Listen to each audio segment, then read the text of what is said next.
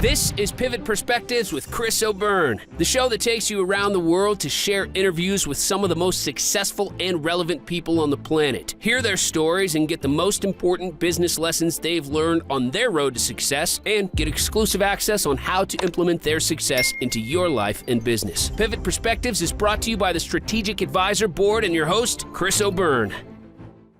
Welcome to the show, Travis. I am so glad to have you on with me today. Yeah, thank you, Chris, for having me. It's a true honor to be here. Oh, well, the honor is definitely mine. So I like to always help people regress a little bit and take them back to childhood. Can you share a story from your childhood that you feel was instrumental in becoming who you are today? Yeah, absolutely. There's been several things from my childhood, but I'll stick to the ones that were actually good and I can speak about that are really instrumental to me. I had I think we all have a coach or a teacher that we can think back to that really transformed the way you think or made you think about something differently. And I had two different teachers. One was my third grade teacher, and she was a friend of mine's mother, and she was probably all of 4'10", but one of the most powerful leaders that I can still remember to this day. She commanded a presence that nobody could ignore. She would walk around the room and people would just kind of move out of the way. And it was in a good way. And just watching her and the way that she communicated with us just as kids was it was with respect, it was with dignity. And it was never to a level of being demeaning. So the way that she spoke, that's always hung on to for me, that when I speak to people and if I'm leading people, it's you have to be able to communicate with respect. You have to be able to communicate with kindness. So yeah, Mrs. G, if you ever listen to this, that was you. And I appreciate you. And then I had another teacher my sophomore year, who did this, he reminded me about it. Mr. Martinez, if you're out there, this is you. And he just led his classroom and the school really with such a kind demeanor. His demeanor, he was never excited about something unless it was worth getting excited for. And if he was going to get excited, it was about some kind of accomplishment that we had done. And he was excited for us. He was genuinely happy for us. So the way that I use that today is just like, I focus my energy around being genuine and being genuinely excited for people. That this world is not about us. It's about the people we incorporate into it. And it's about how we interact with people. And it's about building relationships that we can get excited about. So really those two teachers, there were a couple more coaches and different things like that, but those two things have really stuck with me throughout the years. The important ones. Yeah. So then after high school, what happened? Did you go into the military right after high school? No, I went into I was going to be a professional baseball player, Chris. That was I was okay at it in high school. And so I tried to go play Division I baseball right away. And after that, after I did not make the team the first time, I went off to junior college. So I went to junior college to play baseball. So I did play baseball there, which was great. Had some success there, did okay in school. Not great, but I did well enough to go back to the school that I tried to go to in the first place, and ended up making that team, played baseball there for a little while. And then, like I said before, I thought I was destined for the big leagues. So I think we all make fun and interesting decisions when we're in our late teens and early 20s. I just decided that I was doing baseball. I wasn't going to go to school. So I did baseball. I played baseball and I forgot to go to school. And I got a letter from the school that said, "Hey, we haven't seen you in about 6 months, so maybe you should try a different school." So that I had to leave the school and ended up moving to Tulsa, Oklahoma. From there, trying to figure out what I'm going to do with my life, and started managing restaurants. So I went into restaurant management, and the lifestyle was something it's just not for everybody. And for me, it was not a good fit. I got into just things that I should not have gotten into, and decided at about 2006, 2007 timeframe that it was time for me to just join the Marine Corps. I was like, okay, one day I woke up and I'm like, I have to figure something out with my life. This cannot be all that life has to offer. And the Iraq war was going on. And I had some mentors at the time that were like, they were former Marines, and they were like, hey, Marine Corps may be good for you. So literally walked into the recruiting office on a Tuesday and was signed up by Wednesday. And I left for boot camp 2 weeks later when I was 23 years old. That's a fast run. Oh my goodness. Wow. They needed people. So I was like, sign me up. Let's go. I got to figure something out. And that's kind of what I do. I still do that to this day. I'm like, okay, I can do that. Now I got to go, and I got to do this, and I got to go. And it's detrimental at some points, and something it's a learning opportunity for me, but it's served me also. So yeah, for sure. So walk me through your career in the military. So career in the military, like you said, I walked into the recruiting station and left 2 weeks later to boot camp in San Diego, where all the hills are. So it was just 3 months of just it was brutal coming from where I was to managing restaurants to all of a sudden being in Marine Corps boot camp 2 weeks later was definitely a shock to my system. Excuse me. So as I finished boot camp, walked through some other training, I ended up, I had signed up to be an intelligence analyst. So I was an intelligence guy. And I had no idea what that meant. I just went through boot camp and all this other training that you had to go through. Just kept asking people, hey, what does Intel do? And everybody's response was, I don't know, I'm not Intel. So I didn't know really what my job was until I got to Intel school. So once I got to school, we learned everything about Intel, went to some follow-on schools after that, like you do, teach me how to shoot, teach me how to survive in austere environments. And it was great. So I ended up at my first duty station in 2008 out in Camp Pendleton, California. And I checked into my unit, met my team, and met the team that I was going to be a part of. And my staff sergeant looked at me and was like, all right, we got about 4 months and we're going to Iraq. And I was like, oh, that was a shock to my system. I knew that that it could happen, that was the potential. And like, that's why I signed up in the first place, was I saw what was going on in Iraq and saw what the Marines specifically were doing in Iraq. And I said, man, I can help out in that way. I can do something there. And having been in college in 2001, my freshman year, seeing what happened on 9/11, I think something in there really stirred me up to be to serve and to figure out how I can serve my country better. So walked the end. So we ended up going to Iraq 4 months later, and it was a 9 month deployment where we were in the middle of nowhere. It was everything that you would dream a Marine Corps deployment would be. We were dirty, we were smelly, we were hungry, and people were shooting at us, and it was it was interesting. So made it back from Iraq in 2009. So 2008, 2009, we were there. And then immediately when we got back, we were like, okay, now it's time to gear up for Afghanistan. So we ended up doing the training cycle, like, okay, 2009, we got our deployment date, which was 2010. We deployed in 2010 to Afghanistan. So ended up heading out to Afghanistan. I was a little wiser, a little more gray hair, even though it was at a high and tight, you could still see a little of the gray coming through. But we made it to Afghanistan in, I believe it was March of 2010. And this was the first experience that I had of us losing Marines. We had lost literally 2 months in. We had lost a friend of mine to an IED explosion. So getting those calls, understanding, man, and this is one of the leadership lessons that I had to learn the very, very hard way. So I, at this point, when we were in Afghanistan, had a team myself, and we lost one of our close friends. And I immediately went into hierarchy. I was like, and revenge, which was not good for my team. I didn't look up from the rifle until 3 days later, after I'd been running my team into the ground and had unrealistic expectations for them and myself. Wasn't resting, wasn't letting them rest. And luckily my CO, my commanding officer at the time, pulled me aside and said, man, what are you doing? Like, what what are you and your Marines doing? Like, you look at them, look at their faces.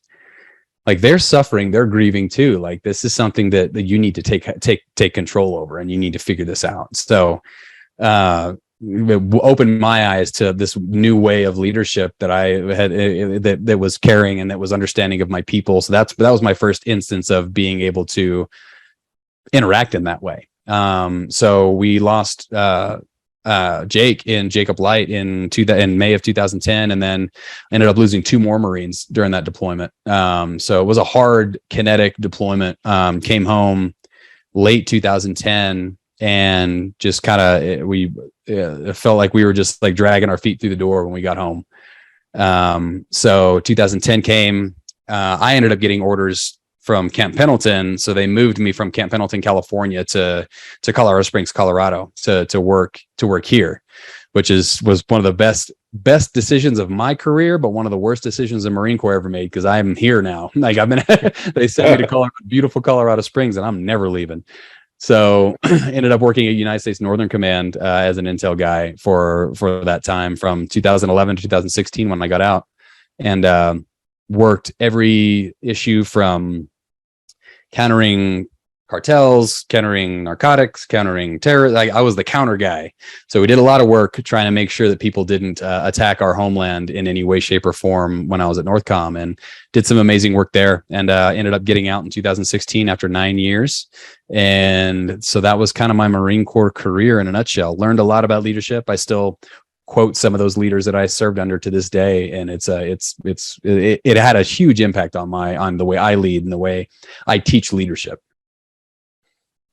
So then so you're a doctor now. So when did you start going to college? Was it while you were still in the Corps?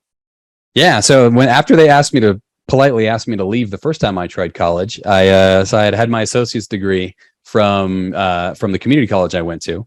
And then we've heard the story of me joining the Marine Corps, and I got there and I was like, man, I have like 12 credits left to finish up my bachelor's degree. Why am I not doing this? So I started that in between the deployments of Iraq and Afghanistan. So started going back to school, finished out there, and I was like, okay, I still have a lot more learning to do.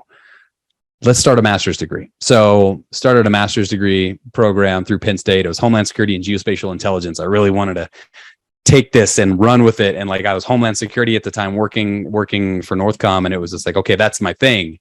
I'm going to do this. So studied that, and it was amazing. Such a great program. And got there, and I was like, man, this is great. I work for the government now. This was 2015 when I graduated, when I finished up. Got out of the Marine Corps in 2016, started working for the Department of Defense after that as a civilian. And I was like, okay, this is great. I'm using what I learned in my master's program, but like, now I'm leading teams. How do I do that? How do I lead to, like, I just been doing and I've been leading tangentially, but and how do I lead in this civilian world where it's different and it's not military? It's even though it was still DoD, it was still a different world of leadership. So I was like, okay, I still got some GI Bill left. What am I going to use it for? So I started searching around for leadership programs, and I found the University of Southern California had a Doctor of Education in Organizational Change and Leadership. And I was like, okay. So I did some research, found that it was hard to get into. The school was hard to get into, and the program was hard to get into. But I figured, why not? I'm already not going there, so there's no there's no reason for me not to apply. So I went through the application process and ended up I was accepted. And so for 3.5 years, I just dove into leadership and organizational change theory, and just fell in love with the content. I mean, it's just like that. The problems that could be solved with basic leadership and leadership structure and leading teams well is the list is longer than any I've ever written. And I had like a 150-page dissertation.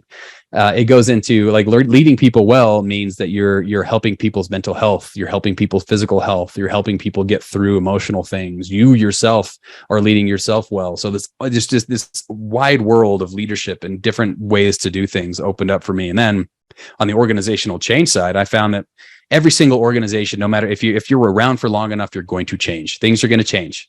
That's what they do. They did in the DoD every 2 years. Every time a new general would come in, they would be like, okay, we're changing things up. Okay, we're changing things up. So I was like, okay, Now I had to figure out how to do that. So we started diving into Cotter's 8 steps and like all these different transformational leadership theory, like all these different theories on how to change well, and putting those into action.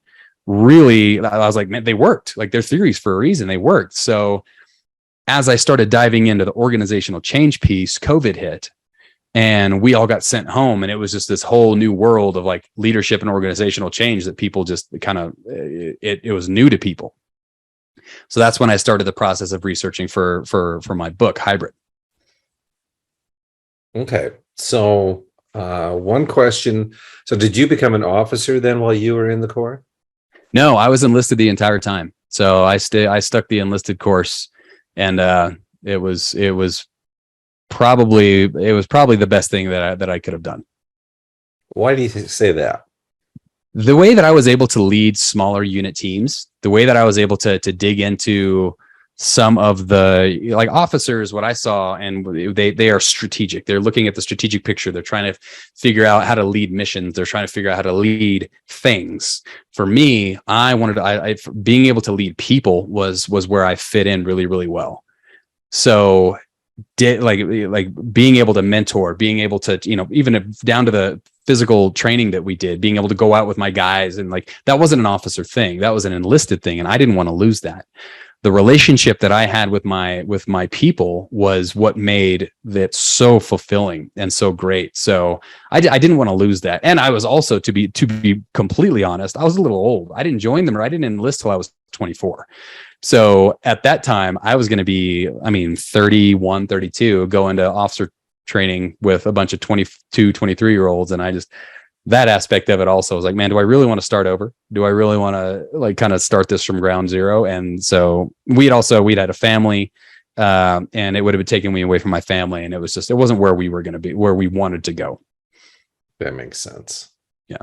So now talk about what you're doing now and how you came to that from your work in the DoD. Yeah. So what I'm doing now is I help entrepreneurs, executive leaders. I help them to understand how they lead, and in turn understand how to best lead their team. So my doctoral dissertation was based around transformational leadership. And transformational leadership is all about how do you transform yourself and your organizations to succeed in whatever you're doing, whether it's business, whether it's pastoral, whatever you're doing. It's how do you transform your teams to best accomplish a mission, to best do that. So what I do now is I help leaders who have been either they're first starting up. When we talk about entrepreneurial leadership, they're first starting out their businesses. They have 5 employees and they're in the grind. They're in startup mode, and they are just trying to survive. They're trying to make this thing work. For that specific demographic, what I can do and what I offer them is like, okay, no matter how fast you're running, no matter what you're doing, how hard you're working, no matter how successful you're being or unsuccessful you're being, you need to take care of yourself and your teams. Otherwise, you are going to burn yourselves out before you even get started. Your product is going to show, like whatever you're creating, whatever your end product is going to have there's going to be diminishing returns if you're not taking care of yourself and your teams. So that's kind of I kind of help them to understand, okay, there's a leadership profiling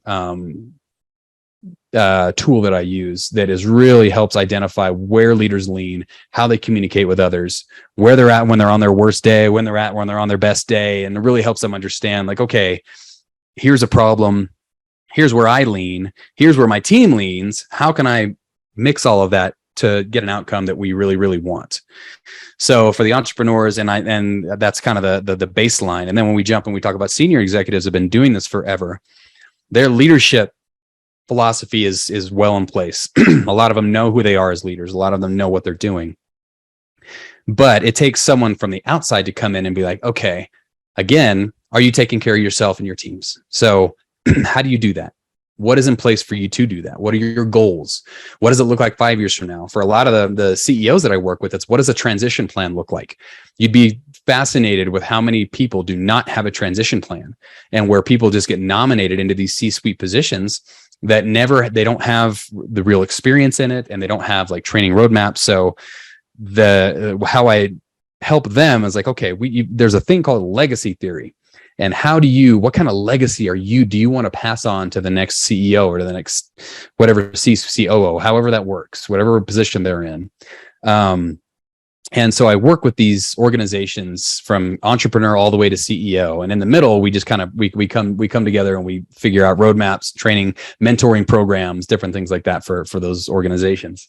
And then I've really gotten close to this group that I call the Buffalo. We were the Buffalo Leadership Academy. And it's a bunch of amazing individuals. There's five core members. We have 2 Navy SEALs, 2 Marines, me included, and then we have a just guru in growth mindset. And what we've been able to do is come together and around a lot of thought leadership and a lot of just identifying problems that we can deal with as a group. Where it's what I talk about. One person cannot tackle an entire problem set. So bringing together this conglomerate, these buffalo is something that we're doing together. We're tackling problems together. We're doing training. We're going to do trainings. We're doing all these different things, and I'm super excited about it, including our conference, which is in July. Yeah. I wanted to bring up that conference, especially since I'm going to it, and I'm super excited about that. Yeah. Who's the guru? Laura Jones.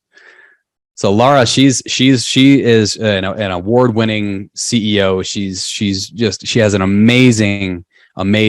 She has several amazing presentations on growth mindset and how to be the best you, how to bring out the best you in your teams, and how to keep moving forward, and she's amazing. She's a marketing expert. She's really good. So she's going to talk to us at the conference about growth mindset and really going after that mindset. That's good. And she's married to a Marine, so it's we're all just in the military pipeline. So we're good. I love that. Yeah, and especially as being a vet myself, it's just to be around. I don't know. There's just a quality there. Yeah. There is a quality, and I appreciate it. So, what you have any success stories that you could share about the work that you've been doing? Yeah, absolutely. We have an organization that's a relatively big nationwide organization that their top leadership, they brought me in because it was a disconnect between their senior leadership teams and really the rest of the organization. So it was it was very militaristic. But it wasn't a military organization. It was we have a vision. We have this thing that we want to accomplish. Go figure it out. And there was no guidance, there was no mentoring. So what I was able to do, I jumped in, and the tool that I use is called See Me Color Profiling. It's from the UK, and it's just Chris, you're going to experience this firsthand when we go to at the conference. This is what I'm doing. Yeah. So it's a tool that it's a card game. So I broke up. They had a leadership team of 15, and then they had a secondary management team of 80 people. So I had the leadership team, and then I had the 80 people. And what it is, it's based on a card game where you collect cards from the other individuals in the group that have statements on them that you agree with. Like one of them, for instance, would be, I tend to lead from the gut.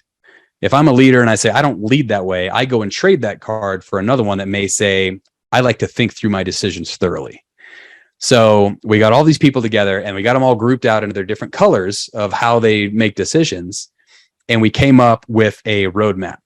So, and I say roadmap a lot. So what a roadmap is okay, how are you going to, you start with the end in mind. How do you accomplish something with starting with the end in mind all the way down to initiation of the problem? So you have your outcome and you have your problem. Now, what happens in between that? How do you get that done? You can't just spout off what the problem is and then expect outcomes to be generated from you just saying what the problem is. So I was able to walk with them and understand, help the leadership team to understand that what they were doing was just that. They were identifying a problem and expecting the organization to solve it. The way that they changed was they identify the problem, and then they started a mentoring program where down the chain that we call I'll use military term, down the chain of command, there was mentorship set up based around this problem. So there was we set up an overall mentorship program for the company because they did not have one, and you'll be surprised at how many people organizations don't have a mentorship program. If you're listening out there and you don't have one, let me know and we'll set one up for you. But we set up this one specifically on the problem. Okay, we set up someone who has a lot of experience in X part of the problem. Then we link them up with someone who has not much experience in that. And so what they were able to do was generate ideas internally that would then be presented to the leadership team that is providing the ultimate mentorship. And then they would mentor back down and forth until they solve the problem, all surrounded by deadlines and goals and everything else that you need to do, the SMART goals, metrics that you need to have established in any given time frame. And we ran it kind of like a sprint, where you have a time frame, you have a problem you have to solve. Let's go. Let's figure this out. So going back to the See Me color profiling, since I was able to break them up into their we call them the color groups, but it's those colors represent a leadership lean. So we were able to set up mentorship based on the leadership lean and kind of mix everybody together. And the outcome was they now have a process by which they solve problems quickly. They solve problems with metrics. They solve problems through mentorship. They have a mentorship program. And they're still doing that. It was a year ago that we set them up. And now I do more of just consulting and kind of tweaking here and there, but they've taken that and they've run with it, and they've had so much success, and they've had low employee turnover. They've had this quiet quitting and all these things that are now a thing. They haven't really experienced that, even through COVID. Like even after kind of they were also a company that instituted hybrid work. They weren't a hybrid company before COVID. They were all on site. So that was the reason they brought me in, was because of the book. And so now they're running full steam ahead, and they're successful and they're happy. Their employees are staying, and it's a great story. So that's a great segue into your book. Tell me a little bit more about that. Yeah. So I like I said before, I was digging into all this my doctoral process was digging into this organizational change theory and this leadership theory. And then 2020 happened, and we all got sent home. And I was working at leading a team of DoD employees at the time, and we were sent home, and we'd never been sent home before. We had worked remotely with other parts of the world, and we were Northcom, so we work with Central Command and South. Like, we work with these different commands that are all over the world, but internally, our teams always were in person. We were always in person. It's just the way we operated. We had to be because of what we did. So I had to figure out, okay, how do I lead through this? This is a new concept. How do I lead this hybrid scheduling, remote? What can we do remote? What can we do in person? All these different things came flooding. I was like, okay, I need to go back to the drawing board. I'm literally learning about this right now. Let me dive in. I'm going to take notes. I'm going to try some of these things and see if they work. So I walked through a lot of these different tools and theories on change and on leadership, and they worked. And it was kind of that thing, like when you have a checklist and like you go through each checklist, and at the end, like, this isn't going to work. And then you get to the end of it and you're like, oh, that actually worked. The whole thing worked. And so it was like, wow, this stuff is legit. It actually works. So I was like, people need this. They need roadmaps. And this is not an end all be all. Every organization is different. Every leader's different. But so what the book is, it's hybrid. It's a guide for leading on-site and remote teams. What it does, each chapter is a different organizational change or leadership theory that I've taken and I've translated to hybrid and remote work. So this is how you can use this theory to lead your hybrid and remote and on-site teams. It's just, it still works. There's some tweaking that you have to do, but the book provides people with, say it again, the roadmap for how to lead and change your hybrid and remote teams. Oh, awesome. Okay. So do you have any parting words of wisdom or advice that you'd like to leave people with? I say this a lot when I talk in leadership circles and when I talk about organizational change and leading teams. You have to take care of your people. That's the biggest thing that I would say after the years I've spent leading teams and also doing it wrong and fixing some of those problems that I used to have. Is the core of leading teams is leading your people well and being able to dig into who they are, how they operate, and that is the literal best way. Like leadership, what leadership is, you're put in a leadership position because you can lead people. You're not put in a leadership position a lot of times because you can accomplish the mission or whatever this is over there. And if it is, it's because you used your team well. So if you are leading teams, dive in. And if you think you're leading your people well, do a check in with them. 360 degree assessments with your people are very, very valuable because they'll tell you how you're doing. So dig in with your teams. If you think you're leading them well, ask them, and then just figure out how to learn and do better. I like that. So where can people, first of all, where can they find out more about the Buffalo Leadership Conference? Yeah. So if you go to leadhybridteams.com, you'll see the Buffalo Leadership Academy. That's where we sit. That's our website where you can look at the conference. You can look at the videos. We have some amazing speakers coming. Gretchen Evans, who was a ESPY Award winner last in 2022 for the Pat Tillman Award for Service. We have John Register, who's a Paralympic silver medal award winner. He's an amazing story. And we have the five of us that I've already spoke about that you're not going to want to miss it. You'll hear all of our stories. There's a place that you can sign up there. You can link up with me on LinkedIn. I'm on there. It's Dr. Travis Hearne. You'll see me in there. I should be the only one. I might be the only one. If there's anybody else, you let me know, because that's an imposter. That's all right. I'm connected, so I'll put the link in the show notes. Cool. Yeah. So those two places that you can learn about it. We put out content regularly on the conference, on leadership, and so that's where you can find me, and that's where you can find the conference. And where can people find and buy your book, Hybrid?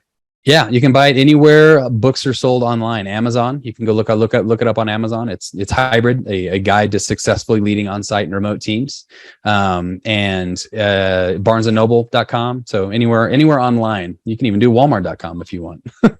Oh, nice. Good. Yeah. Nice widespread distribution. Oh, yeah. Like that. Okay. And then what was the website again for information about you? So information about me. So what you can do, it's drthearne.com. That's my website for the way that for my company, Titanium Leadership. That's where I do all of my personal consulting and coaching. You can find the Buffalo team, the Buffalo Leadership Academy, at the leadhybridteams.com website. That's where we're all at. And then there is links to each one of our individual websites on there. So you can reach out, you can see everybody, you can dig in, do as much research. Or I was a human intelligence guy for a while. So if you want to check us all out and make sure we're legit, that's the website to do it on. Awesome. That is great. Thank you so much for coming on and sharing all that with us. There's a lot of good, valuable information in there for people, and I appreciate that. Yeah. Thank you, Chris. Thanks for having me on. These are important topics, and I think they're going to be even more important as we move forward, and economically, leadership wise, and business. So I appreciate the time. Awesome. Thank you so much. Yeah. Thanks for listening to Pivot Perspectives with your host, Chris O'Byrne. Please leave your feedback and visit strategicadvisorboard.com to get the latest and greatest business advice on the planet. Follow us on social media for updates, and we will see you on the next episode.